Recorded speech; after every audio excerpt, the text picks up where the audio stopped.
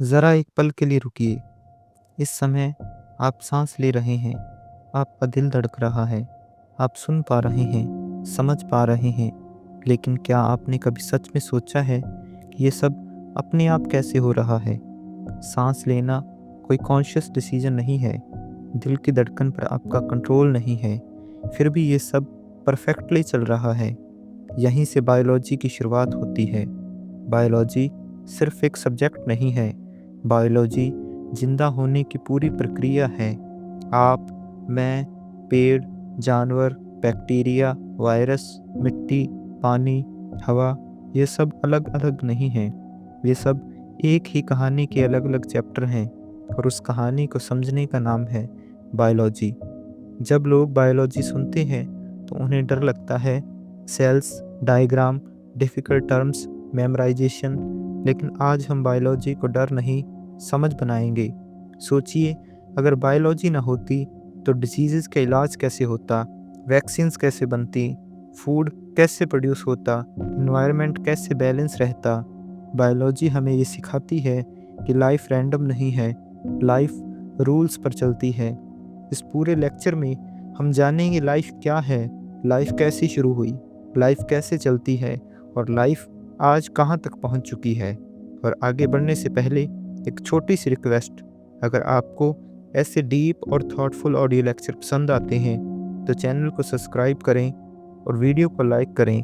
अब चलिए हम लाइफ की जड़ तक चलते हैं। सबसे पहला और सबसे गहरा सवाल, लाइफ क्या है? ये सवाल सुनने में आसान लगता है, लेकिन साइंस के लिए ये सबसे मुश्किल सवालों में से एक है। हम कहते हैं ये जिंदा है, ये जिंदा नहीं है, लेकिन हम ये तय कैसे करते हैं? बायोलॉजी कहती है कि लाइफ में कुछ बेसिक फीचर्स होते हैं। लाइफ एनर्जी यूज़ करती है, लाइफ एनवायरनमेंट के हिसाब से रिएक्ट करती है, लाइफ खुद को मेंटेन करती है, और लाइफ अपनी जैसी नई लाइफ पैदा कर सकती है। लेकिन इंसान हमेशा से ऐसा नहीं जानता था। हजारों साल पहले जब साइंस नहीं थी तो लोग नेचर को देखकर सवाल पूछते थे। बीज मिट्टी में जाता है और पौधा बन जाता है, जानवर अपने जैसे बच्चे पैदा करते हैं, बीमारी फैलती है और कभी कभी अपने आप ठीक भी हो जाती है। लोगों को दिख रहा था कि कुछ नियम हैं, लेकिन नियम समझ में नहीं आ रहे थे। यहीं से बायोलॉजी की शुरुआत हुई, ऑब्जर्वेशन से। एंशिएंट थिंकर्स ने लाइफ को एक स्पेशल फोर्स माना। कुछ ने कहा लाइफ डिवाइन है, कुछ ने कहा लाइफ नेचर की शक्ति है। लेकिन धीरे धीरे एक बदलाव आया। इंसान ने सिर्फ देखने के बजाय एक्सपेरिमेंट करना शुरू किया।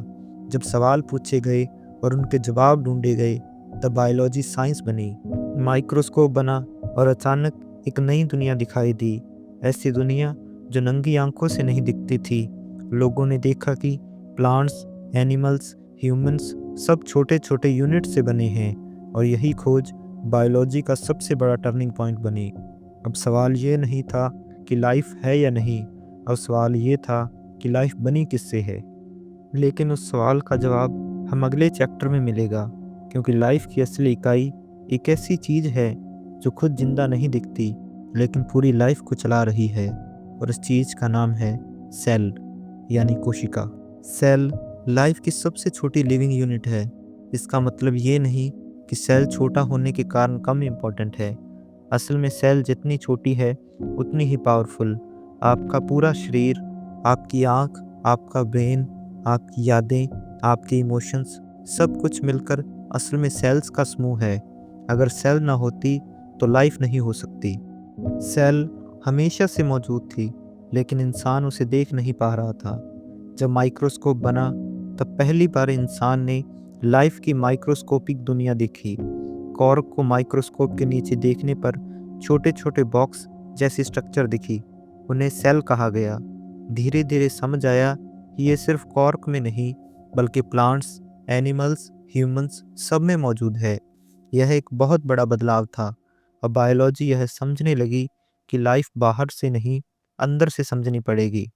सेल सिर्फ स्ट्रक्चर नहीं है, सेल एक वर्किंग सिस्टम है। सेल एनर्जी बनाता है, इंफॉर्मेशन प्रोसेस करता है, एनवायरनमेंट से सिग्नल लेता है और रिस्पॉन्स देता है। अगर कोई ऑर्गन फेल हो जाए तो बॉडी सर्वाइव कर सकती है, लेकिन अगर सेल्स फेल हो जाएं तो लाइफ ख़त्म हो जाती है। अब सवाल आता है, क्या सभी सेल्स एक जैसे होते हैं? उत्तर है नहीं। कुछ सेल्स बहुत सिंपल होते हैं, इन्हें कहते हैं प्रोकैरियोटिक सेल। इन सेल्स में न्यूक्लियस नहीं होता, स्ट्रक्चर सिंपल होता है, लेकिन ये बहुत एफिशिएंट होते हैं। बैक्टीरिया प्रोकैरियोटिक सेल्स का एग्जाम्पल है। दूसरी तरफ होते हैं यूकैरियोटिक सेल्स। इनमें न्यूक्लियस होता है, ऑर्गेनल्स होते हैं, स्ट्रक्चर कॉम्प्लेक्स होता है। प्लांट्स, एनिमल्स, ह्यूमंस सब यूकैरियोटिक सेल से बने हैं। कॉम्प्लेक्स लाइफ के लिए कॉम्प्लेक्स सेल जरूरी है। सेल मेम्ब्रेन सेल की आउटर बाउंड्री होती है। यह डिसाइड करती है कि सेल के अंदर क्या जाएगा और क्या बाहर रहेगा। अगर सेल मेम्ब्रेन ना हो तो सेल अपनी आइडेंटिटी खो दे। सेल मेम्ब्रेन पूरी तरह बंद नहीं होती, यह सिलेक्टिव होती है। यही प्रिंसिपल लाइफ में भी लागू होता है। हर चीज़ को अंदर आने देना भी खतरा है और हर चीज़ को रोक देना भी। सेल के अंदर एक लिक्विड होता है जिसे साइटोप्लाज्म कहते हैं। यहीं सेल की ज़्यादातर एक्टिविटीज़ होती हैं। ऑर्गेनल्स इसी में रहते हैं, रिएक्शंस इसी में होती हैं। अगर साइटोप्लाज्म न हो तो सेल के पास काम करने की जगह ही नहीं होगी। लाइफ को चलाने के लिए स्पेस और मीडियम दोनों जरूरी हैं। न्यूक्लियस सेल का कंट्रोल सेंटर है, यहीं डीएनए रहता है। डीएनए में सेल की पूरी इंस्ट्रक्शंस होती हैं। न्यूक्लियस डिसाइड करता है कि सेल क्या बनेगी, कब डिवाइड होगी और कितना काम करेगी। अगर न्यूक्लियस ना हो तो सेल बिना डायरेक्शन के काम करेगी। कुछ सेल्स न्यूक्लियस के बिना भी होती हैं, लेकिन उनकी लाइफ बहुत शॉर्ट होती है। कंट्रोल के बिना स्टेबिलिटी पॉसिबल नहीं है। माइटोकॉन्ड्रिया माइटोकॉन्ड्रिया को सेल का पावर हाउस कहा जाता है। आप जो खाना खाते हैं वह सीधे एनर्जी नहीं बनता, पहले वह ब्रेक डाउन होता है, फिर माइटोकॉन्ड्रिया में जाकर यूजेबल एनर्जी में बदलता है। अगर माइटोकॉन्ड्रिया ना हो तो सेल भूखी रह जाएगी, चाहे आसपास कितने भी न्यूट्रिएंट हों। एनर्जी का होना और एनर्जी का यूज होना तो अलग बातें हैं। राइबोसोम्स राइबोसोम्स प्रोटीन बनाते हैं। प्रोटीन बॉडी का स्ट्रक्चर है, रिपेयर सिस्टम है और रिएक्शन कंट्रोलर है। मसल, एंजाइम, हार्मोन सब प्रोटीन से बने हैं। अगर राइबोसोम न हो तो ग्रोथ और रिपेयर रुक जाएगी। सेल के अंदर मटेरियल्स को सही जगह पहुंचाने का काम एंडोप्लाज्मिक रेटिकुलम करता है। इसे ईआर भी कहते हैं। रफ ईआर प्रोटीन से जुड़ा होता है, स्मूथ ईआर लिपिड्स और डिटॉक्सिफिकेशन से। अगर ट्रांसपोर्ट सिस्टम खराब हो जाए तो बना हुआ मटेरियल भी काम का नहीं रहता। गोल्जी अपैरेटस सेल का कुरियर सिस्टम है। यह प्रोटीन और लिपिड्स को मॉडिफाई करके सही एड्रेस पर भेजता है। अगर गोल्जी न हो तो प्रोडक्ट्स गलत जगह पहुंच जाएंगे। सिर्फ बनाना काफ़ी नहीं है, सही जगह पहुंचाना भी ज़रूरी है। लाइजोसोम्स सेल की सफाई करते हैं, पुराने डैमेज्ड पार्ट्स को ब्रेक करके रिसाइकिल करते हैं। अगर लाइजोसोम्स न हों तो सेल के अंदर वेस्ट जमा हो जाएगा और सेल खुद ही मर जाएगी। क्लीनिंग लाइफ का एसेंशियल पार्ट है। सेल अकेले काम नहीं करते, सेल्स आपस में सिग्नल भेजते हैं। केमिकल मैसेजेस, इलेक्ट्रिकल सिग्नल्स सब कोऑर्डिनेशन के लिए होता है। अगर कम्युनिकेशन टूट जाए तो डिजीज़ शुरू हो जाती हैं। कैंसर भी इसी कंट्रोल के टूटने का नतीजा है। सेल ग्रो करता है, डिवाइड करता है और कभी कभी खुद को ख़त्म भी करता है। इस प्रोसेस को प्रोग्राम्ड सेल डेथ कहते हैं। यह डेथ नहीं, बैलेंस का हिस्सा है। अगर सेल मरना बंद कर दे तो डिजीज़ पैदा होती हैं। अब ज़रा सोचिए, इतनी कॉम्प्लेक्स लाइफ एक सिंगल सेल से शुरू हुई। सेल के अंदर ही फ्यूचर छुपा है। अब तक हमने देखा कि सेल के अंदर स्ट्रक्चर है, कंट्रोल है, एनर्जी सिस्टम है और कोऑर्डिनेशन है। लेकिन अब एक बहुत बुनियादी सवाल आता है, सेल के अंदर ये सब बना किससे है? सेल के ऑर्गेनल्स किस मटेरियल से बने हैं? एनर्जी, ग्रोथ, रिपेयर, इन सब का केमिकल बेस क्या है? इस सवाल का जवाब है बायोमॉलिक्यूल्स। बायोमॉलिक्यूल्स वो केमिकल मॉलिक्यूल्स होते हैं जो सिर्फ लिविंग ऑर्गेनिज्म के अंदर पाए जाते हैं और लाइफ को चलाने का काम करते हैं। सेल बाहर से सॉलिड स्ट्रक्चर लगता है, लेकिन अंदर से सेल एक केमिकल फैक्ट्री है। हर सेकंड हजारों रिएक्शंस हो रही हैं और ये रिएक्शंस बायोमॉलिक्यूल्स के बिना पॉसिबल नहीं हैं। अगर बायोमॉलिक्यूल्स न हों तो सेल सिर्फ एक खाली खोल बनकर रह जाएगा। जब साइंटिस्ट ने सेल को केमिकल लेवल पर स्टडी किया तो उन्होंने देखा कि लाइफ किसी स्पेशल सब्सटेंस से नहीं बल्कि स्पेसिफिक मॉलिक्यूल से बनी है। ये मॉलिक्यूल्स यूनिवर्स में भी मिलते हैं, लेकिन लाइफ ने इन्हें एक स्पेशल तरीके से ऑर्गेनाइज किया है। यहीं से बायोलॉजी और केमिस्ट्री का डीप कनेक्शन समझ में आया। सबसे पहले बात करते हैं कार्बोहाइड्रेट्स की। कार्बोहाइड्रेट्स का मेन रोल है एनर्जी देना। जब आप रोटी, राइस, फ्रूट्स खाते हैं तो उनमें कार्बोहाइड्रेट्स होता है। बॉडी इन कार्बोहाइड्रेट्स को ग्लूकोज में तोड़ देती है। ग्लूकोज ब्लड के जरिए हर सेल तक पहुंचता है। सेल ग्लूकोज को माइटोकॉन्ड्रिया में ले जाती है और एनर्जी बनाती है। अगर कार्बोहाइड्रेट्स न हों तो बॉडी को तुरंत एनर्जी नहीं मिलेगी। वीकनेस, फटीग, डिजीनेस, ये सब एनर्जी की कमी के संकेत हैं। प्लांट्स कार्बोहाइड्रेट बनाते हैं फोटोसिंथेसिस के जरिए, मतलब पूरी फूड चेन प्लांट्स के कार्बोहाइड्रेट्स पर डिपेंड है। अगर कार्बोहाइड्रेट्स फ्यूल हैं तो प्रोटीन बॉडी का स्ट्रक्चर है। प्रोटीन्स अमीनो एसिड से बने होते हैं। अमीनो एसिड की सीक्वेंस बदलने से प्रोटीन का फंक्शन बदल जाता है। मसल्स, स्किन, हेयर सब प्रोटीन से बने हैं, लेकिन प्रोटीन्स सिर्फ स्ट्रक्चर नहीं है। एंजाइम्स भी प्रोटीन हैं, हार्मोन्स भी प्रोटीन्स हो सकते हैं, रेसिप्रोटर्स भी प्रोटीन हैं। प्रोटीन्स रिएक्शंस को कंट्रोल करता है, सिग्नल्स रिसीव करते हैं और बॉडी को रेगुलेट करते हैं। अगर प्रोटीन न हो तो ग्रोथ रुक जाएगी, रिपेयर बंद हो जाएगा और कंट्रोल ख़त्म हो जाएगा। लिपिड्स, अब बात करते हैं लिपिड्स की। लिपिड को अक्सर सिर्फ फैट समझ लिया जाता है, लेकिन लिपिड का रोल बहुत बड़ा है। Lipids long term energy storage हैं। जब कार्बोहाइड्रेट ख़त्म हो जाते हैं, बॉडी लिपिड्स यूज करती है। सेल मेम्ब्रेन्स लिपिड्स से बनी होती हैं। इससे मेम्ब्रेन फ्लेक्सिबल रहती है। ब्रेन का बड़ा हिस्सा लिपिड्स से बना होता है। हार्मोन्स का बेस भी इसी से बना होता है। अगर लिपिड्स ना हो तो ब्रेन ठीक से काम नहीं करेगा, हार्मोनल बैलेंस बिगड़ जाएगा और सेल मेम्ब्रेन टूट जाएगी। अब आते हैं सबसे पावरफुल बायोमॉलिक्यूल्स पर, न्यूक्लिक एसिड्स। डीएनए और आरएनए इसी कैटेगरी में आते हैं। डीएनए लाइफ की इंफॉर्मेशन रखता है, आरएनए उस इंफॉर्मेशन को यूज़ करता है। डीएनए में लिखा होता है कि प्रोटीन कैसे बनेगा, सेल कैसे बिहेव करेगी और ऑर्गेनिज्म कैसे डेवलप होगा। अगर न्यूक्लिक एसिड ना हो तो लाइफ डायरेक्शनलेस हो जाएगी। Carbohydrates, protein, lipids, nucleic acids, ये चारों मिलकर लाइफ को पॉसिबल बनाते हैं। इनमें से कोई एक भी सिस्टम्स बिगड़ जाए तो डिजीज़ पैदा हो जाती है। डायबिटीज़ कार्बोहाइड्रेट से जुड़ा है। प्रोटीन डेफिशिएंसी ग्रोथ को रोक देती है। हार्मोनल इम्बैलेंस लिपिड से जुड़ा हो सकता है। जेनेटिक डिसऑर्डर्स न्यूक्लिक एसिड से। बायोलॉजी हमें यही सिखाती है कि लाइफ बैलेंस का नाम है। आज की मेडिसिन बायोमॉलिक्यूल्स की अंडरस्टैंडिंग पर टिकी है। ड्रग्स एंजाइम्स को टारगेट करती हैं। जीन थेरेपी डीएनए को ठीक करने की कोशिश करती है। न्यूट्रिशन साइंस बायोमॉलिक्यूल्स पर बेस्ड है। बायोमॉलिक्यूल्स लाइफ की लैंग्वेज हैं, अर्थात बायोमॉलिक्यूल्स लाइफ का रॉ मटेरियल है। लेकिन अब एक बहुत ज़रूरी सवाल उठता है, सेल के अंदर इतनी सारी केमिकल रिएक्शंस एक साथ कैसे चलती रहती हैं और फिर भी क्योस क्यों नहीं होता? इस सवाल का जवाब है मेटाबॉलिज्म। मेटाबॉलिज्म का अर्थ है सेल के अंदर होने वाली सभी केमिकल रिएक्शंस का टोटल सिस्टम। हर सांस, हर हार्ट बीट, हर थॉट, हर मूवमेंट सब मेटाबॉलिज्म की वजह से पॉसिबल है। मेटाबॉलिज्म लाइफ का बैकग्राउंड म्यूजिक है।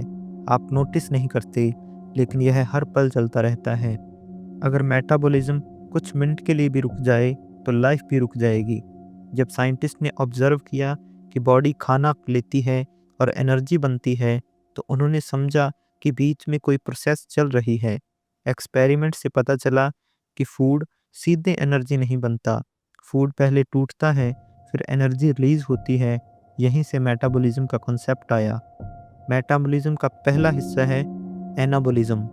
एनाबॉलिज्म वो प्रोसेस है जिसमें सिंपल मॉलिक्यूल से कॉम्प्लेक्स मॉलिक्यूल्स बनाए जाते हैं। अमीनो एसिड से प्रोटीन बनना, ग्लूकोज से ग्लाइकोजन बनना, फैटी एसिड से लिपिड्स बनना, ये सब एनाबॉलिज्म है। एनाबॉलिज्म एनर्जी यूज़ करता है। ये ग्रोथ, रिपेयर और डेवलपमेंट के लिए ज़रूरी है। अगर एनाबॉलिज्म ना हो तो बॉडी नए सेल्स नहीं बना पाएगी और हीलिंग बंद हो जाएगी। मेटाबॉलिज्म का दूसरा हिस्सा है कैटाबॉलिज्म। कैटाबॉलिज्म में कॉम्प्लेक्स मॉलिक्यूल्स सिंपल मॉलिक्यूल्स में टूट जाते हैं। ग्लूकोज के ब्रेकडाउन, फैट का ब्रेकडाउन, पुराने प्रोटीन का टूटना, ये सब कैटाबॉलिज्म है। कैटाबॉलिज्म एनर्जी रिलीज करता है। अगर कैटाबॉलिज्म ना हो तो बॉडी के पास एनर्जी नहीं होगी, चाहे फूड अवेलेबल हो। लाइफ का बैलेंस एनाबॉलिज्म और कैटाबॉलिज्म के बीच होता है।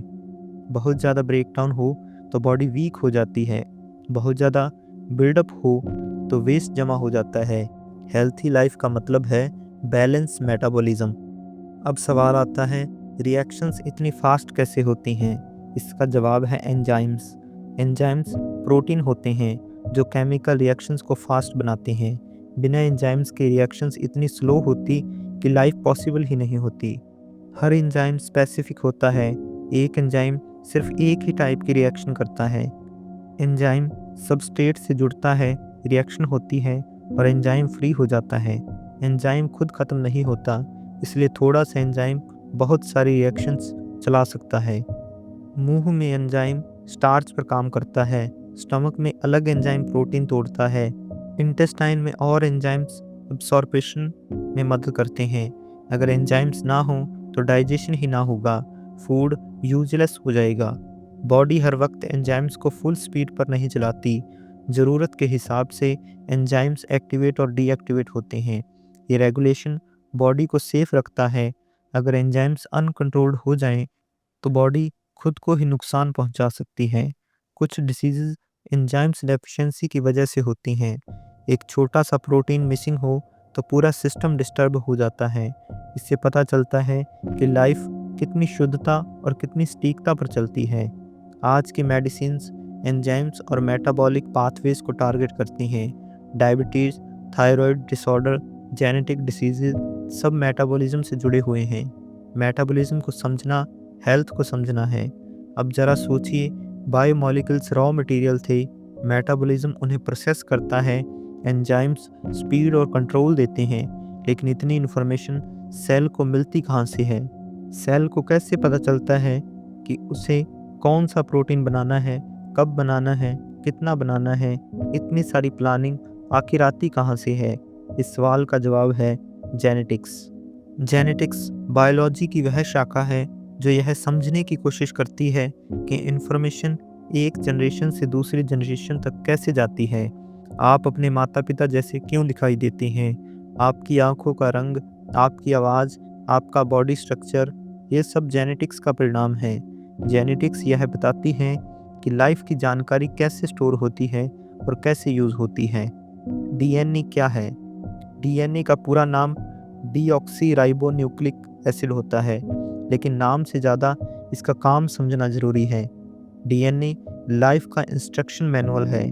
जैसे किसी मशीन के साथ मैनुअल आता है, वैसे ही हर सेल के पास डीएनए होता है। डीएनए में लिखा होता है कि सेल कैसे बनेगी, कौन सा प्रोटीन बनाएगी और कैसे बिहेव करेगी। डीएनए न्यूक्लियस के अंदर होता है और बहुत केयरफुली पैक्ड होता है। जब साइंटिस्ट ने सेल के न्यूक्लियस को स्टडी किया तो उन्होंने थ्रेड जैसे स्ट्रक्चर्स दिखाई दिए। धीरे धीरे एक्सपेरिमेंट से यह साफ हुआ कि यही स्ट्रक्चर इंफॉर्मेशन कैरी कर रहे हैं। डीएनए का स्ट्रक्चर डबल हेलिक्स है, मतलब दो स्ट्रैंड्स यानी तारों जैसी संरचना जो स्पाइरल की तरह जुड़े होते हैं। यह स्ट्रक्चर डीएनए को स्टेबल भी बनाता है और कॉपी करने में मदद भी करता है। डीएनए सीधे प्रोटीन नहीं बनाता। डीएनए पहले अपनी जानकारी आरएनए को देता है। आरएनए उस जानकारी को राइबोसोम तक ले जाता है। राइबोसोम इस इंफॉर्मेशन को पढ़कर प्रोटीन बनाते हैं। मतलब डीएनए खुद शांत रहता है लेकिन पूरी सेल को कंट्रोल करता है। आरएनए डीएनए का हेल्पर है। डीएनए परमानेंट स्टोरेज है, आरएनए वर्किंग कॉपी है। आरएनए के बिना डीएनए की इंफॉर्मेशन यूज ही नहीं हो सकती। इसलिए मॉलिक्यूलर बायोलॉजी में डीएनए और आरएनए दोनों जरूरी हैं। जीन डीएनए का एक छोटा सा हिस्सा होता है। हर जीन किसी एक स्पेसिफिक प्रोटीन के लिए इंस्ट्रक्शन होता है। एक जीन आई कलर से जुड़ा हो सकता है, दूसरा हाइट से, तीसरा किसी एंजाइम से। जीन्स मिलकर तय करते हैं कि ऑर्गेनिज्म कैसे बनेगा। हेरिडिटी क्या है? हेरिडिटी का मतलब है ट्रेड्स का माता पिता से बच्चों में जाना। पेरेंट्स अपने जीन्स बच्चों को पास करते हैं, लेकिन बच्चा बिल्कुल पेरेंट्स जैसा नहीं होता, क्योंकि जीन्स का कॉम्बिनेशन अलग होता है। इसी वजह से हर इंसान यूनिक होता है। म्यूटेशन क्या है? डीएनए कॉपी होता है जब सेल डिवाइड करती है। कॉपी करते समय कभी कभी मिस्टेक हो जाती है। इन्हीं मिस्टेक्स को म्यूटेशन कहते हैं। कुछ म्यूटेशन हार्मफुल होते हैं, कुछ न्यूट्रल और कुछ यूजफुल। यूजफुल म्यूटेशन एवोल्यूशन का बेस बनते हैं। हर जीन हर समय एक्टिव नहीं होता। बॉडी डिसाइड करती है कि कौन सा जीन कब ऑन होगा और कब ऑफ रहेगा। इसी को जीन रेगुलेशन कहते हैं।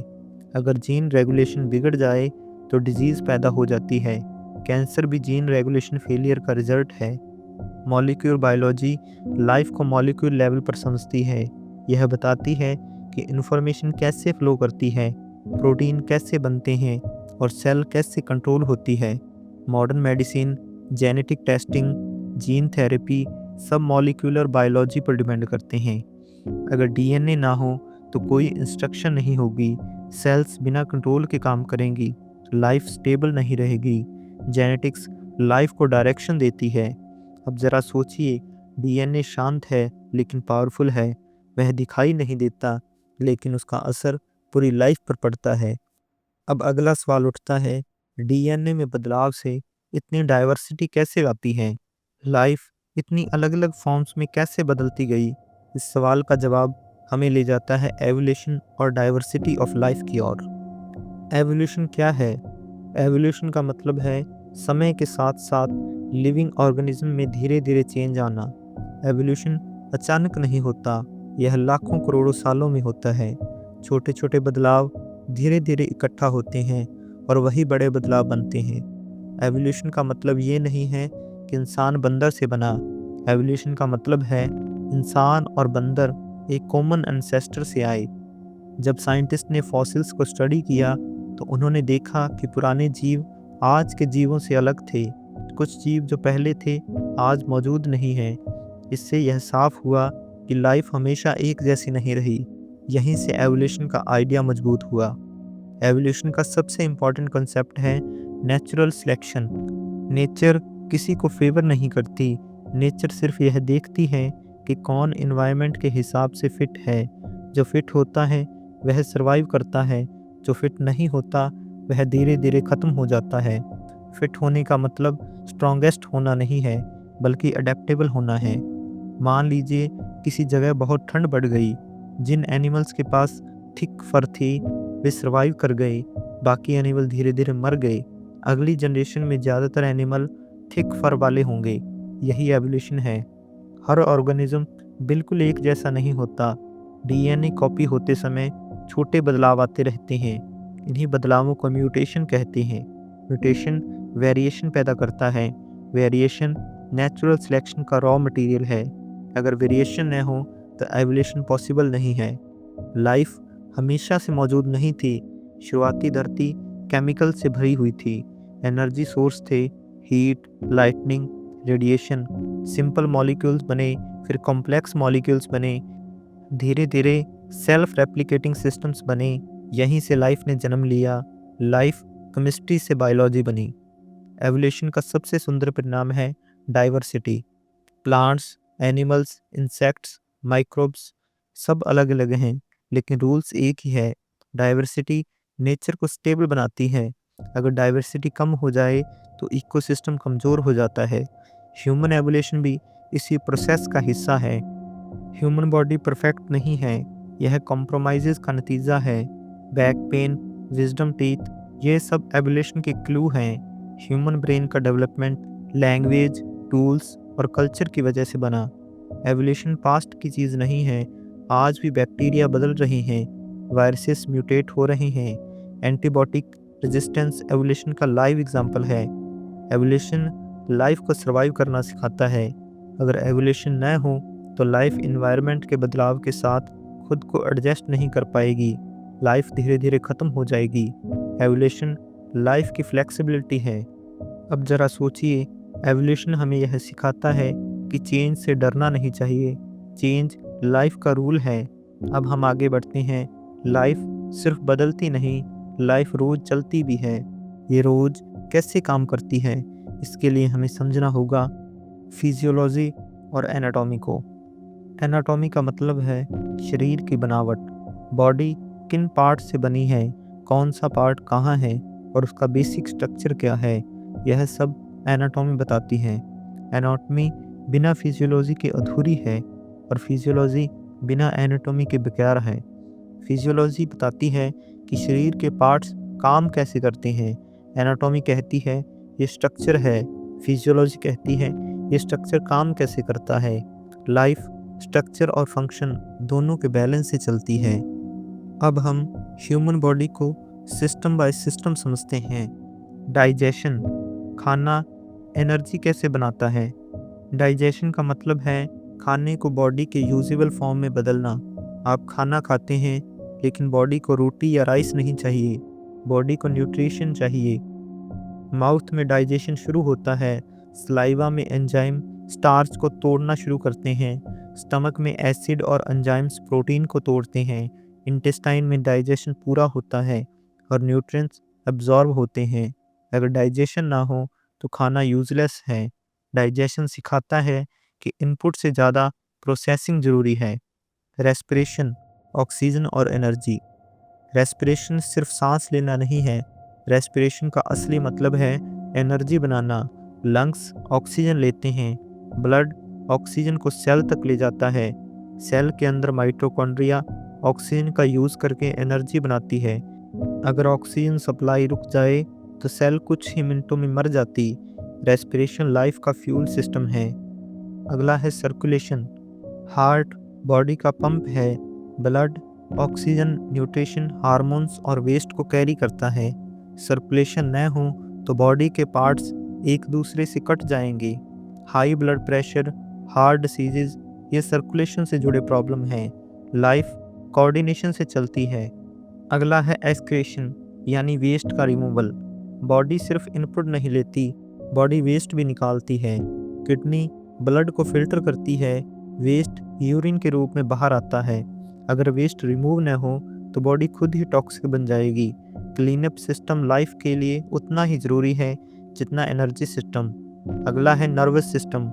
नर्वस सिस्टम बॉडी का सबसे तेज कम्युनिकेशन सिस्टम है। ब्रेन सोचता है, स्पाइनल कॉर्ड मैसेज भेजता है, नर्व्स रिस्पॉन्स लाती है, रिफ्लेक्स एक्शन नर्वस सिस्टम की स्पीड दिखाता है। अगर नर्वस सिस्टम फेल हो जाए तो बॉडी कंट्रोल खो देती है। अगला है हार्मोनल सिस्टम।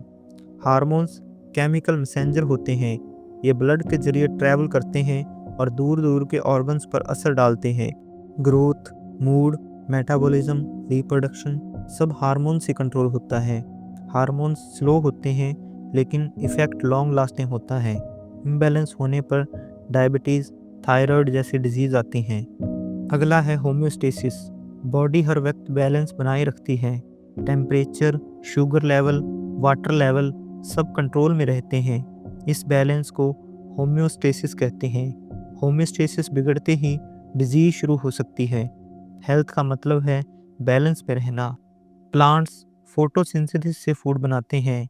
एनिमल्स प्लांट्स या दूसरे एनिमल्स पर डिपेंड करते हैं। प्लांट्स ऑक्सीजन देते हैं, एनिमल्स कार्बन डाइऑक्साइड। लाइफ एक दूसरे से जुड़ी हुई है। अब ज़रा सोचिए, इतना परफेक्ट सिस्टम होने के बाद भी लाइफ अकेले नहीं चलती। लाइफ इन्वायरमेंट से जुड़ी है, नेचर के रूल से जुड़ी है। ऑर्गेनिज्म अकेला नहीं, इकोसिस्टम का हिस्सा है। और यहीं से हम बायोलॉजी के अगले बड़े चैप्टर में आते हैं, ecology and environmental biology.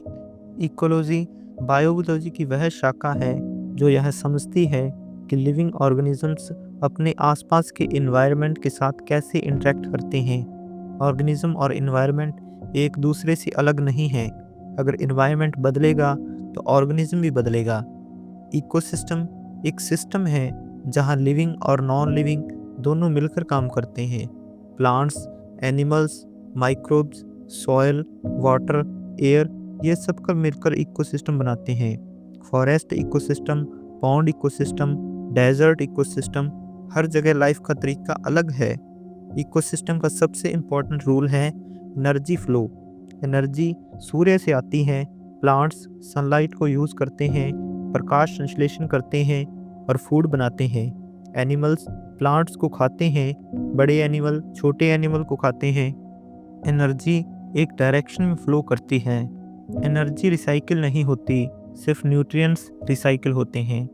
Food chain एक सिंपल फ्लो दिखाती है।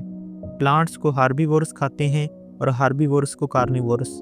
लेकिन रियल लाइफ में सिर्फ एक चेन नहीं होती है, बहुत सारी फूड चेन्स मिलकर फूड वेब बनाती हैं। फूड वेब इकोसिस्टम को स्टेबल बनाता है। अगर एक स्पीशीज खत्म हो जाए तो पूरा इकोसिस्टम डिस्टर्ब हो सकता है। माइक्रोब्स यानी रोगाणु यानी कि सूक्ष्म जीव इकोसिस्टम के साइलेंट वर्कर हैं। बैक्टीरिया और फंगी डेड प्लांट्स और एनिमल्स को डीकम्पोज करते हैं। अगर डीकम्पोजिशन ना हो तो वेस्ट जमा हो जाए और न्यूट्रिएंट्स खत्म हो जाएं। माइक्रोब्स के बिना लाइफ पॉसिबल नहीं है। हम नेचर का हिस्सा हैं, नेचर के मालिक नहीं। एयर, वाटर, फूड सब इन्वायरमेंट से आता है।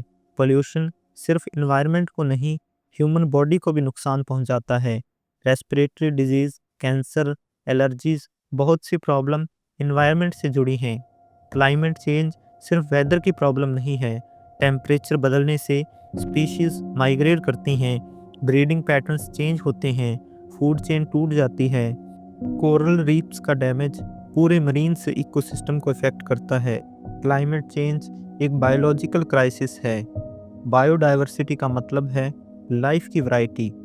ज़्यादा बायोडाइवर्सिटी का मतलब है ज़्यादा स्टेबिलिटी। अगर बायोडाइवर्सिटी कम होती है तो इकोसिस्टम फ्रजाइल हो जाता है। एक्सटिंक्शन सिर्फ एक स्पीशीज का लॉस नहीं, पूरे सिस्टम का लॉस है। कंजर्वेशन बायोलॉजी का गोल है लाइफ को बचाना। Forest conservation, wild life protection, sustainable use, ये सब बायोलॉजी के प्रैक्टिकल एप्लीकेशंस हैं। बायोलॉजी हमें ये सिखाती है कि डेवलपमेंट और डिस्ट्रक्शन एक चीज़ नहीं है।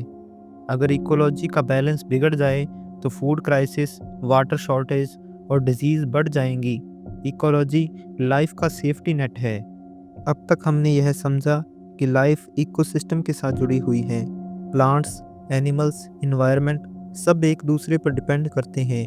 लेकिन अब हम लाइफ की उस दुनिया में प्रवेश कर रहे हैं जो आंखों से दिखाई नहीं देती, फिर भी पूरी धरती को चला रही है। इस दुनिया का नाम है माइक्रोबायोलॉजी।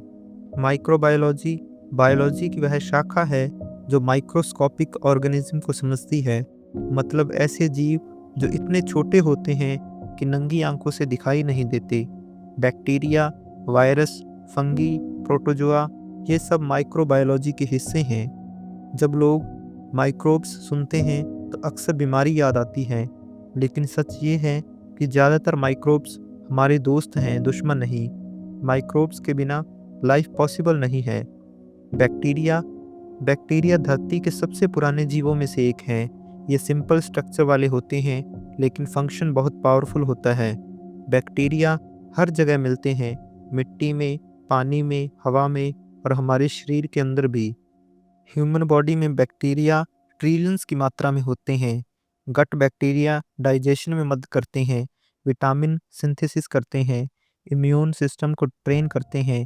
अगर ये बैक्टीरिया ना हो तो डाइजेशन खराब हो जाएगा और इम्यूनिटी वीक हो जाएगी।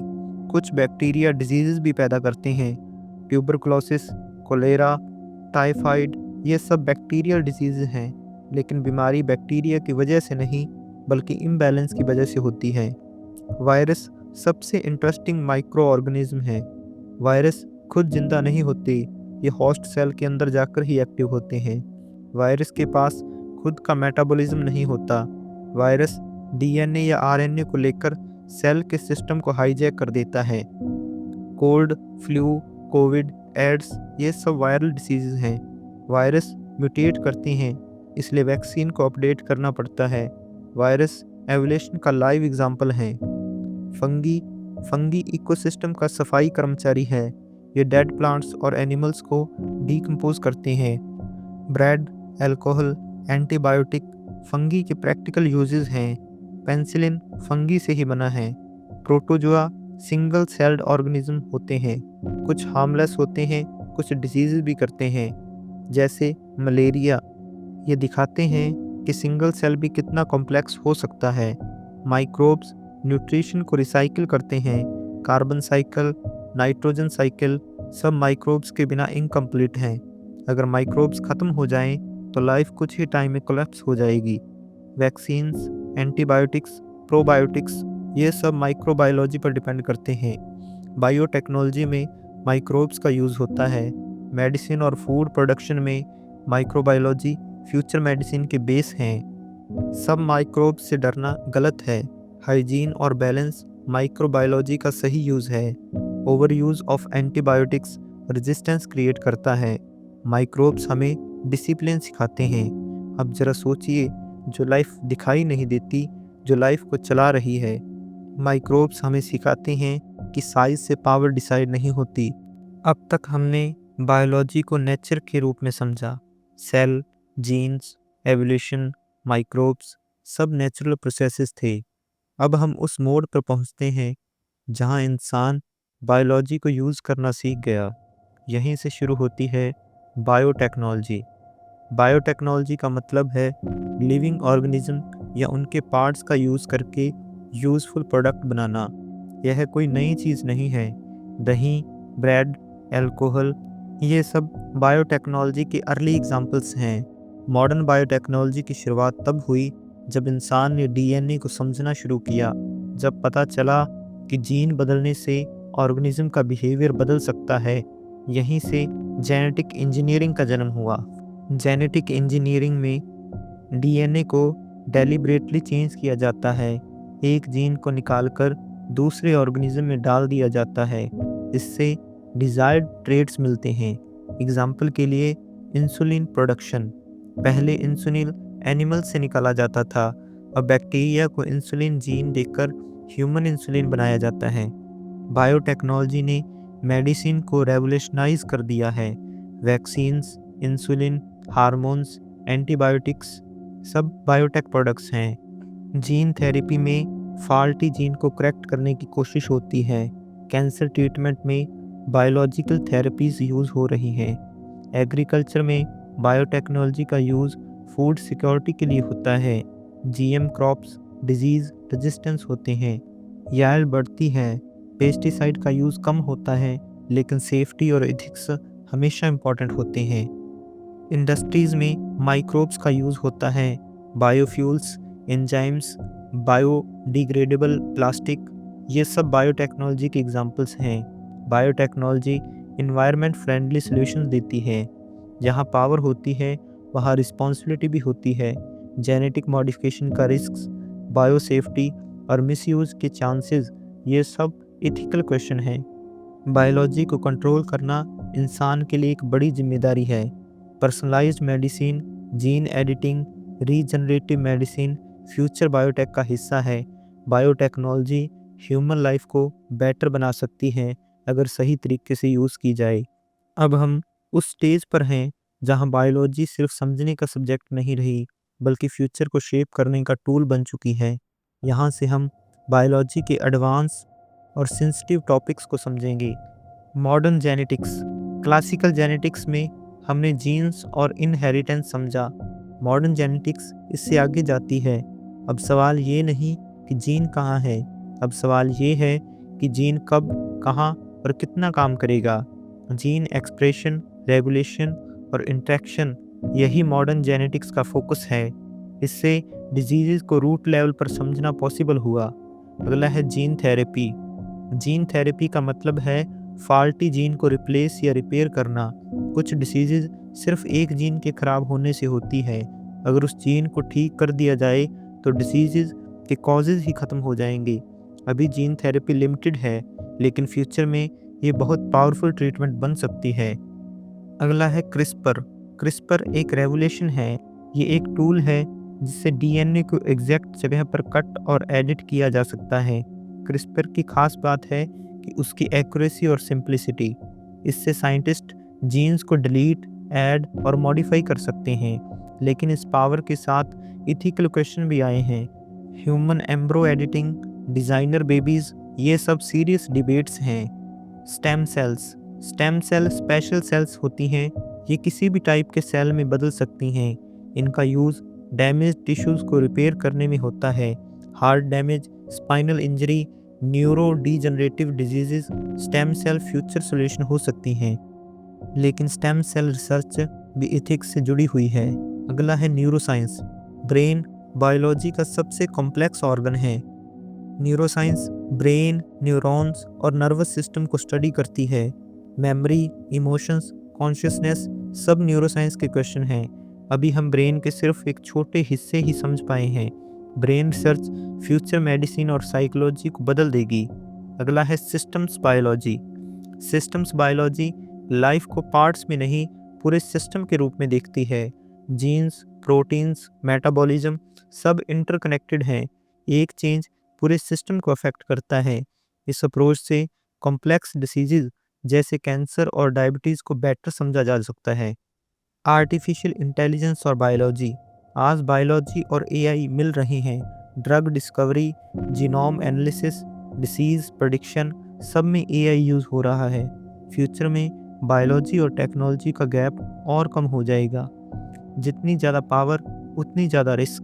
Biological weapons, data misuse, genetic privacy ये सब रियल कंसर्न हैं। इसलिए साइंस के साथ एथिक्स और रिस्पॉन्सिबिलिटी ज़रूरी है। अब एक आखिरी सवाल बचता है, बायोलॉजी आज कहाँ खड़ी है और आगे क्या बदलने वाली है? Latest research in biology. आज बायोलॉजी ऑब्जर्वेशन तक सीमित नहीं है। आज बायोलॉजी प्रेडिक्शन और प्रिवेंशन की साइंस बन चुकी है। जीनोमिक्स की मदद से पूरे डीएनए को घंटों में पढ़ा जा सकता है। पर्सनलाइज्ड मेडिसिन विकसित हो रही हैं, जहां इलाज डिजीज़ के लिए नहीं बल्कि व्यक्ति के जीन्स के हिसाब से होगा। कैंसर रिसर्च अब सिंगल ऑर्गन नहीं, पूरे सेलुलर नेटवर्क को समझ रही है। पहला है माइक्रोबिम्स रिसर्च। लेटेस्ट रिसर्च यह दिखा रही है कि इंसान अकेला ऑर्गेनिज्म नहीं है। हमारे शरीर के अंदर ट्रिलियंस ऑफ माइक्रोब्स रहते हैं। गट माइक्रोबी में मूड, इम्यूनिटी, डाइजेशन यहाँ तक कि डिसीजन मेकिंग को भी इफेक्ट करता है। फ्यूचर मेडिसिन्स में माइक्रोबिम थेरेपी एक बड़ा रोल निभा सकती है। अगला है ब्रेन सर्च और कॉन्शियसनेस। ब्रेन रिसर्च तेजी से आगे बढ़ रही है। मेमोरी कैसे बनती है, इमोशंस कैसे पैदा होते हैं, कॉन्शियसनेस क्या है, ये सवाल अब फिलॉसफी से निकलकर बायोलॉजी की लैब में आ चुके हैं। न्यूरो डीजनरेटिव डिसीजेज जैसे अल्जाइमर और पार्किंसन पर न्यू थेरेपीज डेवलप हो रही हैं। अगला है एजिंग रिसर्च। एजिंग अब फेट नहीं, एक बायोलॉजिकल प्रोसेस के रूप में समझी जा रही है।